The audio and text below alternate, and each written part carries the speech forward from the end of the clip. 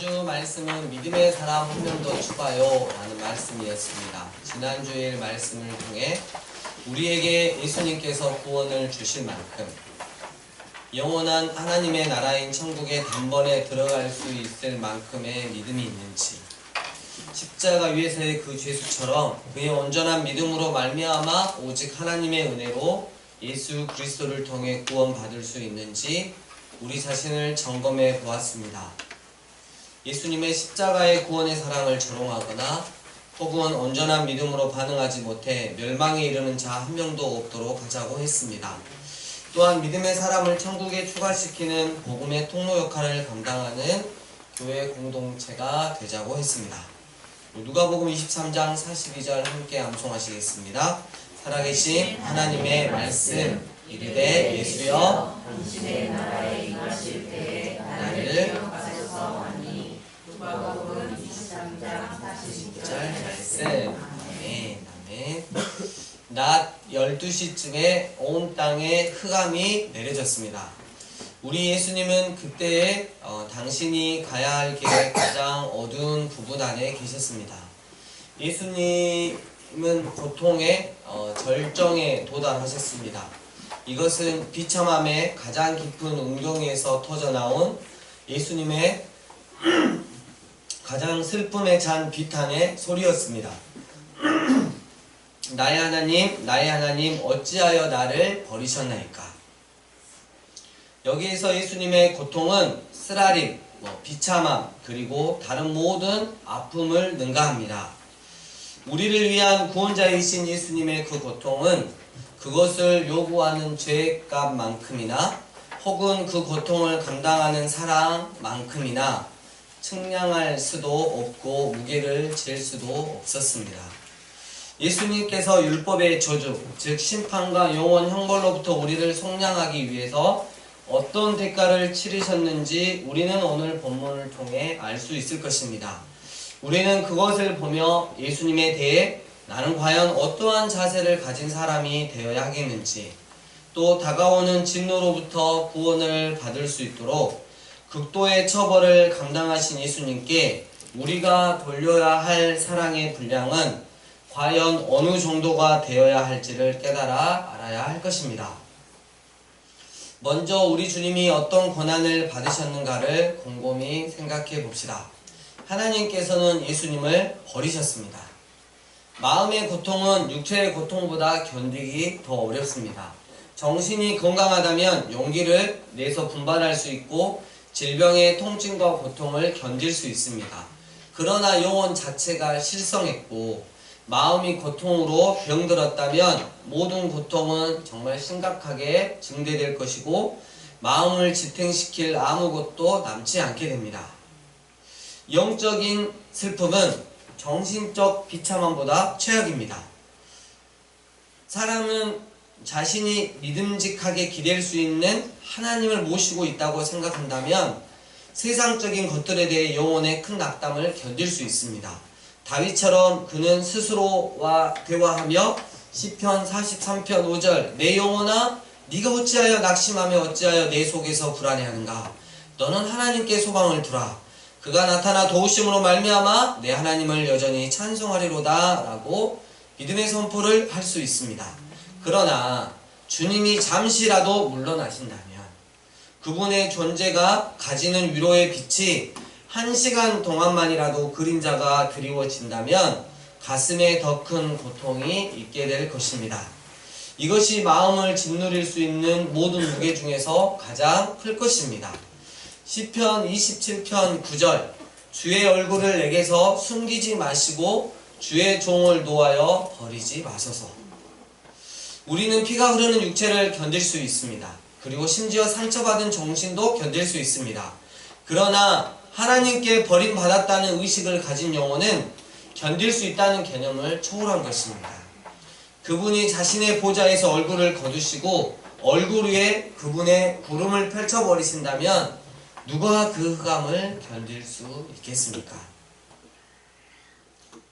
예수님은 하나님께서 당신과의 위로의 교제를 거두어 들이셨다고 느끼셨고 끔찍한 박탈감으로 전율하셨습니다. 그것은 그분의 신체적 약함, 고열, 그분의 정신적 낙담, 혹은 죽음의 임박성에 기인한 환상이나 마음의 창난 상태가 아니었습니다. 그분은 생애 마지막 순간까지도 맑은 정신을 갖고 계셨습니다. 그분은 고통, 과다출혈, 경멸, 갈증, 그리고 외로움을 견뎌내셨습니다. 십자가, 못질, 그리고 매질에 대해서도 전혀 불평하지 않으셨습니다. 그러나 하나님의 버리시는 순간에 도달하셨을 때는 그분의 위대한 마음은 라마 사막다니, 그러니까 어찌하여 나를 버리셨나이까를 폭발시켰습니다. 그분의 유일하신 신음은 그분의 하나님에 관한 것이었습니다. 그 신음은 왜 베드로가 나를 버렸습니까? 왜 유다가 나를 배신하였습니까?가 아니었습니다. 나의 하나님, 어찌하여 나를 버리셨나이까? 그것은 예수님이 진정 슬퍼한 실제적인 하나님의 부재였습니다.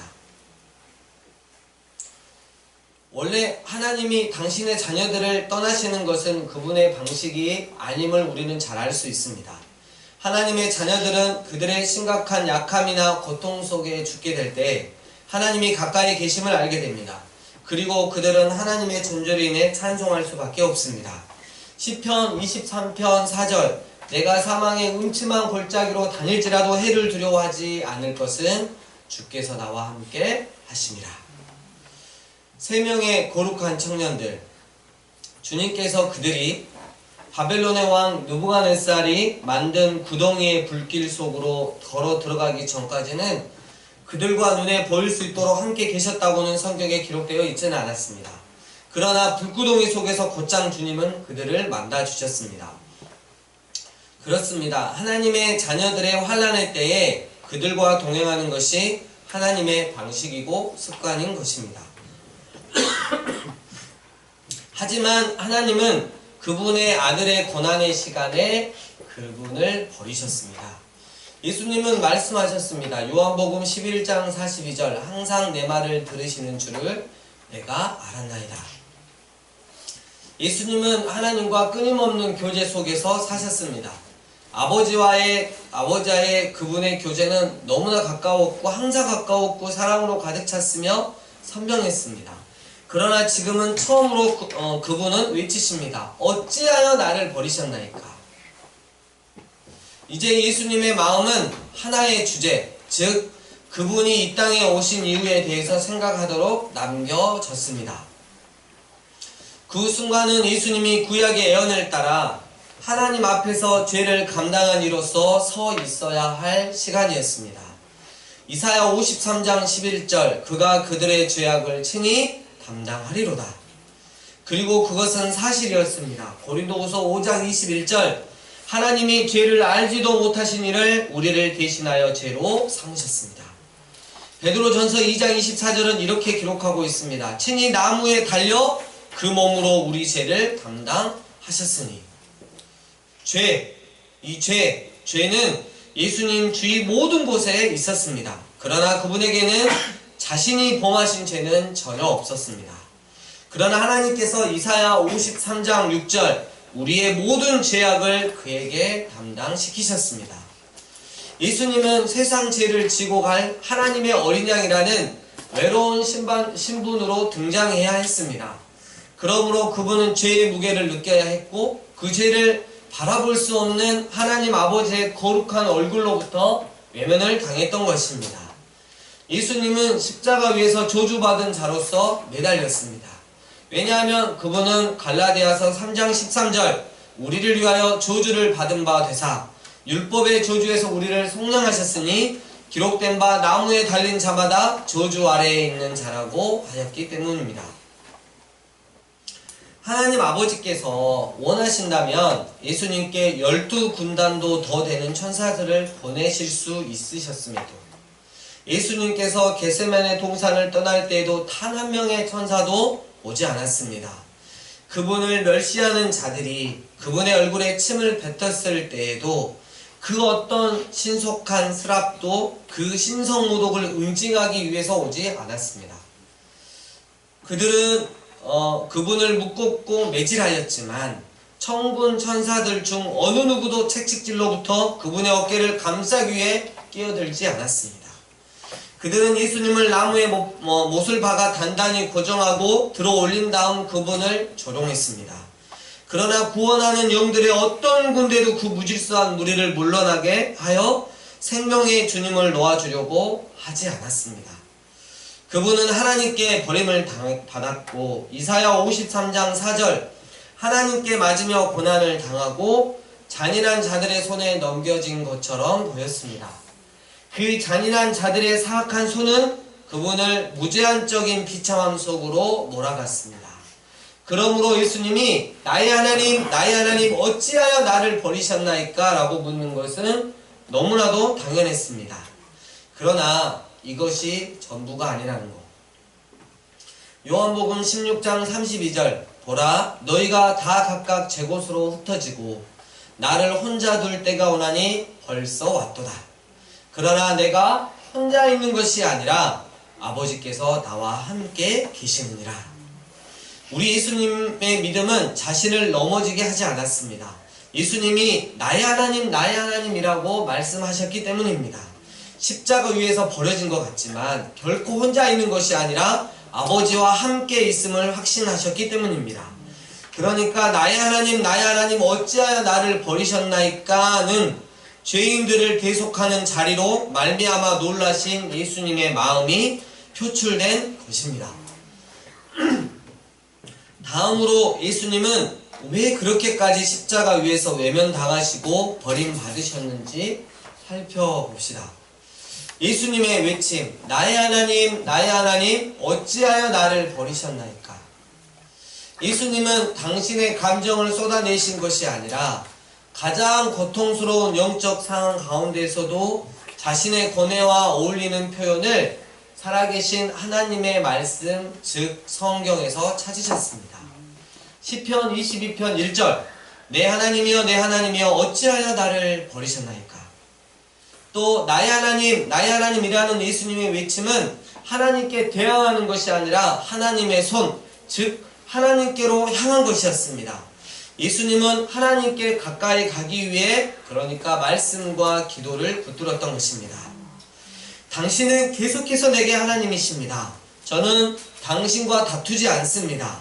당신의 권리는 물음의 대상이 아닙니다. 왜냐하면 당신은 나의 하나님이시기 때문입니다. 당신은 당신이 원하신 바를 하실 수 있으십니다. 그리고 저는 당신의 거룩한 주권에 복종할 뿐입니다. 저는 나를 때린 그 손에 입 맞추고 온 마음을 다해 외칩니다. 나의 하나님. 마찬가지 우리도 우리의 마음이 방황할 때, 고통으로 의식이 흐릿할 때조차도 살아계신 하나님의 말씀을 붙들고 기도로 하나님께 나아가야 할 것입니다. 예수님은 당신이 왜 버림받았는지를 모르셨을까요? 예수님은 그 이유를 가장 명확히 아셨습니다. 하지만 그분의 인성이 이 땅에서 연약한 인간의 모습으로 살아야 했던 그분의 육체적인 한계가 십자가 위에서 죽음의 고통과 하나님 아버지와 단절되는 두려움으로 말미암아 말해서는 안 되는 것을 말하지 않으려 했지만 결국 그것을 말하고야 말았던 것입니다. 그러나 바로 이 부분에서 엄청난 진실이 숨겨져 있다는 것입니다. 지금 인간을 대속하기 위해 완전한 인간으로 십자가에 매달리고 계시는 우리의 죄를 대속하시기 위해 완전한 인간의 제물로 십자가에 매달리고 계신 예수님은 공포에 압도되어 버린 것입니다. 무슨 공포냐고요?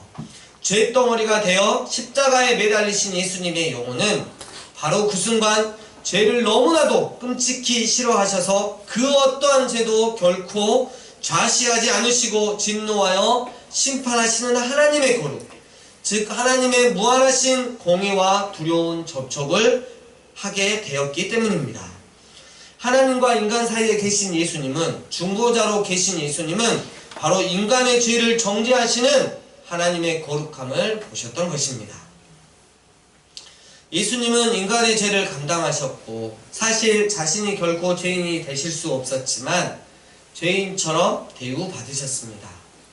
나의 하나님 어찌하여 나를 버리셨나이까? 라고 외치셨던 예수님은 하나님이 정말 자신을 버리심에서 비롯된 처절한 절규가 아님을, 오히려 우리를 대신한 희생 제물이 되셨음을, 우리의 죄를 대속하시기 위한 속죄 제물이 되셨음을 정말 정확히 알려주는 말씀이었습니다. 하나님과 짜고 치는 고스톱이 아니었어요. 정말 인간이 되어서 그 극심한 하나님의 진노를 다 받았던 것입니다. 우리는 오늘 말씀을 통해 우리 예수님께 더욱더 기대해야 할 것입니다.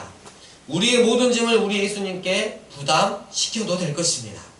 그분은 우리의 모든 죄악과 염려의 온전한 무게를 다 지실 것입니다.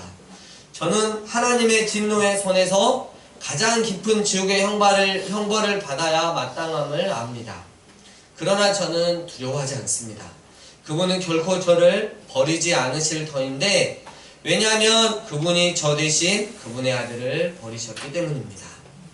저는 나의 죄로 인해 고통받지 않을 것입니다. 왜냐하면 예수님께서 내 대신에 충분히 고난 받으셨기 때문입니다. 그렇습니다. 우리 예수님은 나의 하나님, 나의 하나님 어찌하여 나를 버리셨나이까 라고 외치실 만큼 나를 위해 고난 받으셨습니다. 여러분, 하나님께서 여러분을 떠나실지라도, 그렇게 생각될지라도 우린 성경을 닫지 맙시다. 그럴 때일수록 우리 예수님이 그러셨던 것처럼 성경을 여십시다. 그리고 우리에게 어울리는 본문을 찾으십시다. 하나님께서 우리를 떠나셨을지라도, 혹은 우리가 그렇게 생각한다면 오히려 기도를 중단하지 맙시다. 우리 예수님이 행하셨던 것처럼 기도합시다. 그 어느 때보다 열심히 기도합시다. 하나님께서 나를 버리셨다고 생각한다면 그분께 대한 나의 믿음을 더 포기하지 마십시다. 대신에 우리 주님처럼 반복하여 외치십시다. 나의 하나님, 나의 하나님. 우리의 믿음을 2배로 늘려 예수님을 붙드십시다. 그 어떤 것도 우리를 우리의 믿음에서 떠나가지 못하게 하십시다. 바위에 달싹 붙은 삿갓 조개들 마냥 그 믿음을 굳게 붙으십시다. 하늘에는 하나의 입구만 있는데 그곳에 들어가도록 허락되지 않을지라도 저는 그 문의 기둥들을 단단히 붙들 것입니다. 제가 지금 무슨 말을 하고 있는 것입니까? 저는 그 천국에 들어가고 말 것임을 말하는 것입니다. 왜냐하면 그 문은 결코 예수님을 영접하는 영혼에 대해서는 결코 닫힌 적이 없기 때문입니다. 그리고 예수님께서는 말씀하셨습니다. 내게 오는 자는 내가 결코 내쫓지 아니하리라. 하나 더 말씀드리고 싶습니다. 우리의 가장 사랑하는 예수님께 그러한 고통을 안겨준 죄를 혐오하며 살았으면 좋겠습니다. 죄는 얼마나 저주받은 존재입니까? 죄는 우리 예수님을 십자가에 못 박았습니다. 혹 우리 중에 그 일을 조롱하시는 분 있으십니까? 한 입에 달콤한 사탕처럼 한 주 동안 죄를 혀 아래서 굴리고서는 주일에 나와 주님을 예배하려고 합니까? 여러분, 만일 살해당한 아주 귀한 저의 형제가 있었는데 제가 형제의 피로 붉게 물들게 한 그 칼을 귀하게 여긴다면 여러분은 저에 대해서 어떻게 생각하시겠습니까? 제가 제 형제의 심장을 칼로 찌른 살인자와 친구가 된다면, 그리고 매일 그 암살자와 교제한다면 여러분은 저에 대해서 어떻게 생각하시겠습니까? 확실히 저 역시도 그 범죄의 공모자임에 틀림없습니다. 죄가 여러분 예수님을 살해하였습니다. 그런데 여러분은 죄의 친구가 되려고 하십니까? 제가 성육신 하신 이 땅에 인간의 몸을 입고 친히 오신 하나님의 심장을 꿰뚫었습니다. 그럼에도 여러분은 죄를 사랑할 수 있습니까? 이제 우리는 이렇게 선포해야 할 것입니다. 죄야 사라져라.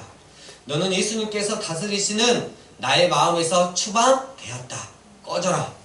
너는 나의 주님을 십자가에 못 박았고 그분으로 어찌하여 나를 버리셨나이까 라고 외치게 하였기 때문이다. 우리가 우리 스스로에 대해 알기만 했어도, 그리고 예수님의 사랑을 알았다면 우리 각자는 더 이상 죄를 마음에 품지 않겠다고 결단했을 것입니다. 우리는 죄에 대해 분노했을 것이고 외쳤을 것입니다. 주님, 내가 알았던 가장 사랑한 우상, 그 우상이 무엇이었든 주님, 저는 그 우상의 보좌에서 그것을 파괴하겠습니다. 그리고 저는 오직 당신만을 예배하겠습니다. 말씀을 정리합니다. 우리는 오늘 본문 말씀을 통해 예수님께서 우리를 심판과 지옥 형벌에서부터 속량하시기 위해 어떤 대가를 치르셨는지 살펴보았습니다. 예수님의 육체의 고통은 정신적 고통을 넘어 최악의 영적 고통에 다다랐습니다. 하나님 아버지께 버림받았다니, 심한 매질, 못질, 과다출혈, 조롱과 경멸, 그리고 이제 하나님 아버지가 당신을 외면하시고 버리시는 순간에 도달한 예수님은 라마 사막다니, 어찌하여 나를 버리셨나이까를 외치셨습니다. 끊임없는 하나님 아버지와의 교제 속에 사셨던 예수님은 이제 그분이 이 땅에 오신 이유에 대해서 생각하셨습니다.